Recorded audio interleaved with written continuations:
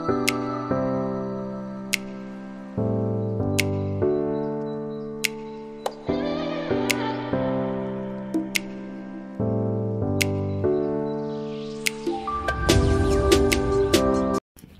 Hello, मी ऋतुजा पाटील 47 ह्या चॅनेलमध्ये तुमच्या सर्वांचं पुन्हा एकदा मनापासून स्वागत आहे। आजचा दिवस तुम्हाला खूप छान मस्त आणि आनंदात जाओ। तर मी 2 दिवस झाले एक व्हिडिओ शेअर केला होता। त्या व्हिडिओमध्ये तुम्हाला सांगितलं होतं की मी माझ्या मामाच्या गावी जात आहे। तर त्यानंतरचा हा पुढचा ब्लॉग आहे। तर हा व्हिडिओ तुम्ही लास्टपर्यंत नक्की बघा। तर आमचं ट्रॅव्हलिंग होतं स्वारगेट ते बेळगाव। तर स्वारगेटवरून आम्ही अंदाजे 9-9:30च्या आसपास नाकोडा बस पकडली होती आणि ती सकाळी बेळगावला अंदाजे 5-5:30च्या दरम्यान जाणार होती। तर तुम्ही हा व्हिडिओ लास्टपर्यंत नक्की बघाल अशी आशा करते। तर चला मग व्हिडिओला सुरुवात करूया। पुण्याच्या थोडंसं बाहेर आल्यानंतर त्यांनी जेवण करण्यासाठी गाडी थांबवली होती आणि ज्या ठिकाणी गाडी थांबवली होती ती हॉटेलसुद्धा खूप छान होतं। तर आम्हीसुद्धा पाय मोकळे करण्यासाठी गाडीतून बाहेर उतरलो आणि आम्ही घरातूनच जेवण करून आल्यामुळे आम्ही त्या हॉटेलमध्ये जेवण केलं नाही आणि इथं गाण्याची सुद्धा व्यवस्था होती। तर ते तुम्ही गाणं नक्की ऐका।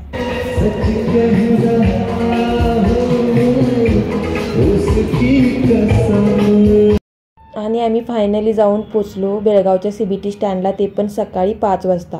बस इतक्या लवकर येईल वाटलं नव्हतं, कारण जेव्हा आम्ही इंदुमती बसनं आमच्या गावी जातो तेव्हा सकाळी 8 किंवा 9 वाजतात, पण इथं तर वेगळंच। अतिवाडला जाणारी बस होती 7-7:30च्या दरम्यान, पण आम्ही स्टँडवर 2 तास आधीच येऊन थांबलो होतो, कारण बस इतक्या लवकर आली की 2 तास आम्हाला बसचा वेट करायला लागला। आणि स्टँडवर गेल्यानंतर इतकी वर्दळ पण नव्हती। त्यानंतर थोडंसं फ्रेश होऊन चेहऱ्यावर पाणी मारून थोडासा चहा घेतला। म्हटलं थोडंसं फ्रेश पण वाटेल आणि थोडा तरतरीपणा पण येईल।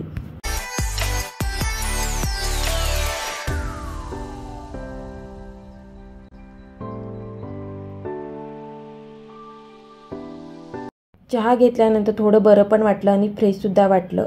आणि आम्ही जी बस पकडणार होतो त्या बसला यायला 2 तास किंवा 2.5 तास लागणार होते। तर त्या 2.5 तासामध्ये काय करायचं टाईमपास म्हणून आम्ही व्हिडिओ करत बसलो। आणि आम्ही जी बस पकडणार होतो ती बस एकदा पकडली की मध्ये उतरता येणार नाही, त्यामुळे इथूनच काहीतरी घेऊन जायचं। ह्यामुळे आम्ही तिथं बेकरी शोधली आणि तिथं आम्हाला बेकरी भेटल्यानंतर मामाच्या घरी काहीतरी खायला घ्यायला पाहिजे म्हणून तिथूनच आम्ही खायला घेतलं।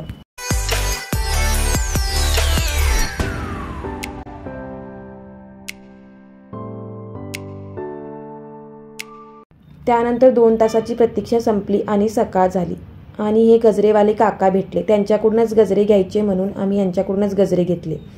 त्यानंतर या कॉलेजच्या मुली दिसल्या। कॉलेजच्या मुलींना बघून मला माझ्या कॉलेजचे दिवस आठवले, 11-12वीचे। आम्ही पण असे सकाळ सकाळी बस पकडायचो, कॉलेजला जायचो, असे दिवस आठवले आणि खूप भारी वाटलं। आणि आम्ही ज्या बसनं जाणार होतो ती बस आली की येऊन गेली हे काही कळलंच नाही। कंडक्टरला विचारलं तर कंडक्टर म्हणाले बस कधीच गेली, पण आम्ही तर इथंच बसून होतो आणि बस कशी गेली हे आम्हाला काही कळलंच नाही। CBT स्टँडला गेलं की हे हमखास होतंच। असो, त्यानंतर आम्ही म्हटलं की आता इथं बसून राहण्यात काही अर्थ नाही, तर त्यामुळे आम्ही उचकाव बस पकडली। तर उचकाव बस पकडल्यानंतर म्हटलं उचकावमधून कोणाला तरी बोलवता येईल, पण इथं थांबण्यात काही अर्थ नाही।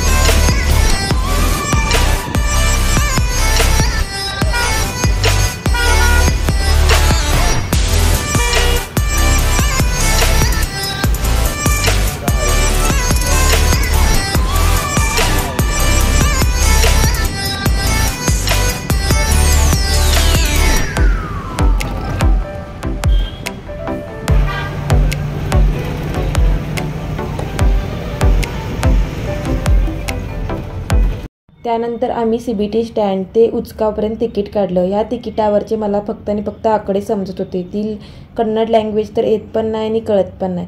त्यानंतर म्हटलं बसचा आणि वातावरणाचा आनंद घेत आपण ट्रॅव्हल करूया।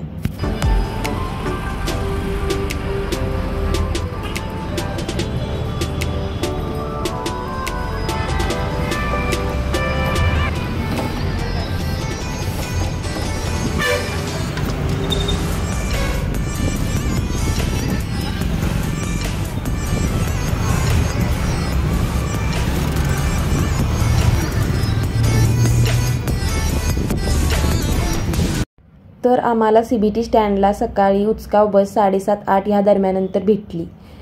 त्यानंतर मॉर्निंगचा बसचा प्रवास, थंडगार वातावरण आणि दोन्ही बाजूला हिरवीगार झाडी हे बघून जाणवलेला थकवासुद्धा नाहीसा झाला.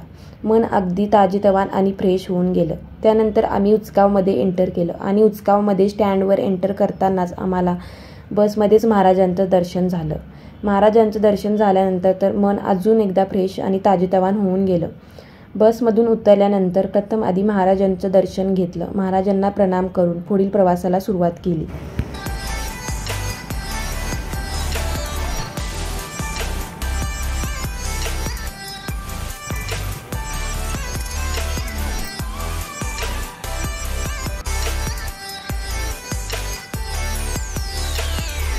तर आम्ही मामाच्या गावी जाण्यासाठी जी डायरेक्ट बस पकडणार होतो CBTवरून, ती बस काय आम्हाला भेटलीच नाही.